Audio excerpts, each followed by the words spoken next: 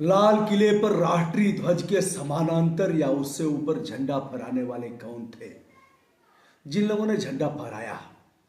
कुछ याचिकाएं सर्वोच्च न्यायालय में दाखिल की गई हैं और यह कहा गया है कि राष्ट्रीय ध्वज का अपमान करने वाले ऐसे उपद्रवी तत्वों पर कार्यवाही किया जाए।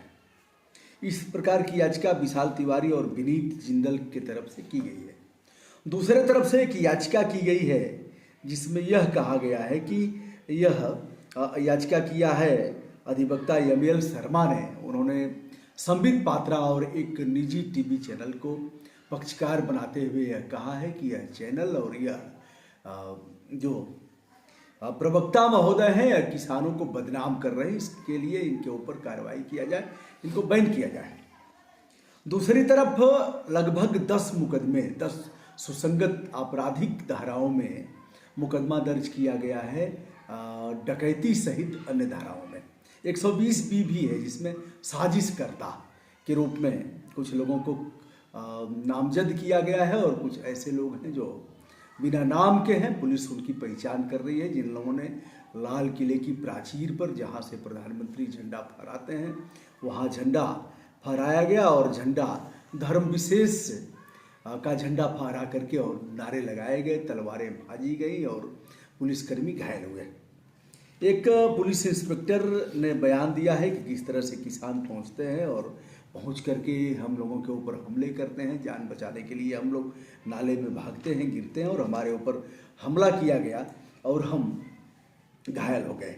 एक तरफ जहां 26 जनवरी के दिन राजपथ पर सैन्य कर्मी, सेना के जवान अपने कर्तव्य दिखा रहे थे, देश हमारा कितना उत्कर्ष कर रहा है, हम सैन्य शक्ति के मामले में कितने चरम पर हैं, लगातार अग्रसर हो रहे हैं, इसके बारे में लगातार जो प्रदर्शन हो रहा था। दूसरी तरफ पुलिस की अनुमति के आधार पर किसानों ने अपने ट्रैक्टर निकाले। ट्रैक्टर रैलियों के लिए रूट बताया गया था, इस रूट से निकालेंगे, यह गति होगी, एक ट्रैक्टर पर इतने ही लोग रहेंगे और टालियां नहीं रहेंगी।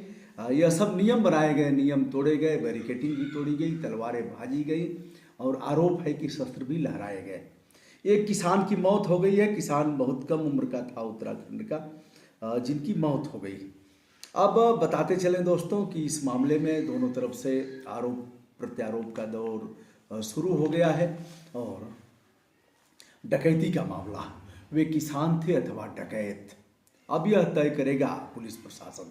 जिस बात के लिए हमने आपसे बार बार कहा था कि हमने देखा है जो किसानों के आंदोलन में, चाहे वह गाजीपुर बॉर्डर हो या फिर टिकरी बॉर्डर हो या सिंघू बॉर्डर हो, तीनों बॉर्डर पर मेरा जाना हुआ था। लगभग 4-5 दिन तक हमने उन बॉर्डर पर जाकर के किसानों से बातचीत किया, निहंग सरदारों के बीच हमारा जाना हुआ और विभिन्न स्तर से, चाहे वे युवा हों जो जिम करते थे, कसरत करते थे, ऐसे युवा जो बाना बनेठी भांजते थे, तलवारें भांजते थे, या फिर ऐसे जो सेना में अधिकारी कर्नल रैंक पर रहे हैं उनसे भी बातचीत की गई, जो किसान नेता हैं उनसे भी मिलने का प्रयास किया गया। इसके आधार पर हमने यह बताया था, तमाम चैनलों ने इस बात के लिए ताकीद किया था कि यह किसान इतना जल्दी हिलने वाले नहीं हैं। दोस्तों 2 महीने से लगातार किसान विभिन्न बॉर्डर पर जमे हुए हैं। इस बॉर्डर, तीनों बॉर्डर के अलावा वे किसान निरंकारी मैदान में भी थे, छोटी सी टुकड़ी को लेकर के, और कभी हमने कुछ उल्टा सीधा बोलते हुए उन्हें नहीं देखा। हमने यह भी बताया कि किस प्रकार किसान धैर्य का परिचय दे रहे हैं। किसान ने तो इतना तक कह दिया था कि हमारे बच्चे सेना में हैं, सीमाओं पर डटे हुए हैं, लगातार हमारी कुशल क्षेम ले रहे हैं, बातचीत कर रहे हैं, आवश्यकता पड़ेगी तो वह सीमा से त्याग पत्र दे करके किसान आंदोलन में कूद पड़ेंगे। हमने कुछ वीडियो फुटेज इस प्रकार का भी दिखाया था, यद्यपि बचाव भी उनका किया था, दिखाया था कि इस प्रकार जो सुरक्षाकर्मी थे वो उन्हीं में जाकर के खाना खाते थे, उन्हीं में जाकर के हुक्का पानी करते थे, गड़गड़ा पीते थे और उन्हीं किसानों के बीच जाकर के वह चाय पानी करते थे, पकौड़े खाते थे। किसान लोग उन्हें प्यार से खिलाते थे, उन्हीं के बीच के थे, वे कहीं बाहर के नहीं थे। और किसानों से जिस प्रकार उनकी हमदर्दी लगातार बढ़ रही थी उसको भी हमने दिखाने का प्रयास किया था। हमने यह भी बताया था कि यदि सरकार कहेगी कि आप लाठीचार्ज करो, सरकार कहेगी आप इन्हें पीटो, सरकार कहेगी आप इन्हें बंद करो, तो कुछ देर के लिए जो उन्हीं के बीच वह जवान थे, उन्हीं के पैदा किए हुए बच्चे थे, वह ऐसा करने से परहेज करेंगे। दोस्तों, 26 नवंबर से यह किसान आंदोलन लगातार बॉर्डर पर चल रहा था और 2 महीने, ठीक 2 महीने होने पर, इसके पहले हम पंजाब में किसान कहाँ डटे हुए थे उसकी बात नहीं करना चाहता, जो बॉर्डर पर डटे हुए थे उसकी बात करना चाह रहा हूँ। और यह अगर बात किया जाए, अपने धार्मिक ग्रंथों की बात किया जाए, ऐसे जो बड़ी बड़ी लड़ाइयाँ हुई हैं, चाहे वो राम रावण का युद्ध रहा हो, चाहे महाभारत का युद्ध हुआ हो, यह 21 दिन में ही महाभारत के युद्ध का पटाक्षेप हो गया, जो कुरुक्षेत्र के मैदान में हुआ था, जिसमें स्वयं भगवान श्री कृष्ण एक तरफ का रथ हाँक रहे थे, वह भी 21 दिन में समाप्त हुआ। अगर बाली और सुग्रीव की बात किया जाए तो बाली जाता है कहीं और सुग्रीव को कह के जाता है कि रक्षा करना, तो सुग्रीव ने कहा कि बाली ने कहा परखे हो मोहि एक पखवारा यानी 15 दिन। अगर रावण की बात माना जाए तो रावण ने सीता को जो धमकी दिया था और चेतावनी दिया था, यह कहते हुए कि अगर हमारी बात नहीं मानी तो हम गर्दन काट देंगे, उसने क्या किया? उसने कहा मास दिवस जो कहा न माना, 1 महीने मास दिवस जो कहा न माना तो मैं मारब काढ़ कृपाना, ऐसे कृपाण निकालूंगा और गर्दन काट दूंगा अगर 1 महीने में नहीं माना।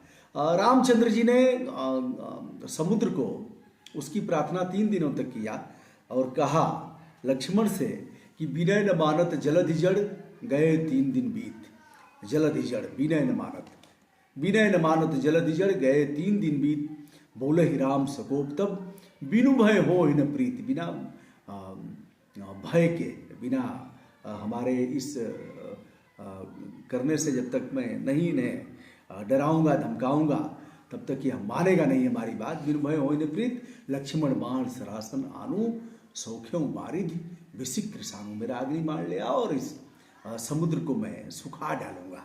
उसके बाद समुद्र प्रकट होता है। मैं इस मामले में प्रधानमंत्री जी को समुद्र नहीं कहता, इन्हें जड़ और अविवेकी नहीं कहता कि कनक थार भरी उर्गन नाना, विप्र रूप आयो तजमाना। उसके बाद समुद्र प्रकट होता है और कहता है कि प्रभु भल किन्ह मोहि सिख दिन्नी, मर्यादा प्रभु तुम्हारे किन्नी। आपने अच्छा किया कि मुझे सीख दिया। नहीं मैं किसानों को भगवान राम के रूप में देख रहा हूँ और नहीं मैं जड़ और अविवेकी मूर्ख के रूप में प्रधानमंत्री जी और उनकी टीम के लोगों को देख रहा हूँ। लेकिन जहाँ तक सवाल है कि अगर सुप्रीम कोर्ट ने कहा 4 लोगों की टीम बनाया, टीम का काम इतना था कि टीम इनसे बातचीत करती और बातचीत करके रिपोर्ट सर्वोच्च न्यायालय को देती, सर्वोच्च न्यायालय उस पर निर्णय लेता। यह उस टीम को निर्णय नहीं लेना था कि टीम देखेगी, बातचीत करेगी और क्या है दोनों की जांच करेगी। सुप्रीम कोर्ट ने कहा हम भी जानना चाहते हैं कि एमएसपी क्या है, यह तीनों किसान बिल क्या है, किस प्रकार किसान के लिए यह लाभकारी सिद्ध हो रहा है, किस तरह किसानों के लिए। अब यह है कि किसानों की जो उपज है उसको यथोचित लाभ मिलना चाहिए, यही मोटा मोटा फंडा है।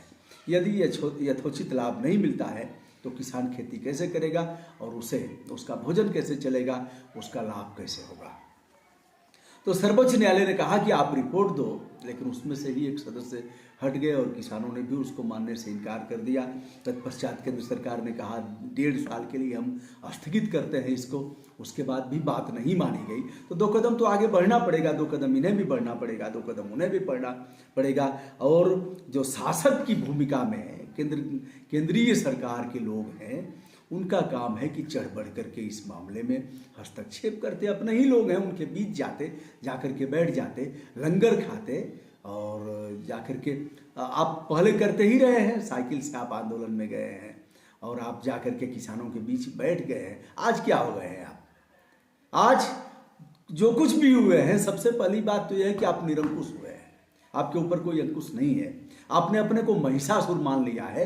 महिषासुर जिधर जाएगा उधर रौंद डालेगा, फसल को रौंद देगा, झोपड़ी उखाड़ के फेंक देगा, वृक्षों को नुकसान पहुंचाएगा, जिसे चाहेगा उसे लाल लाल आंख करके। तो आपकी स्थिति महिषासुर जैसी हो गई। आप बात मानने के लिए तैयार नहीं है।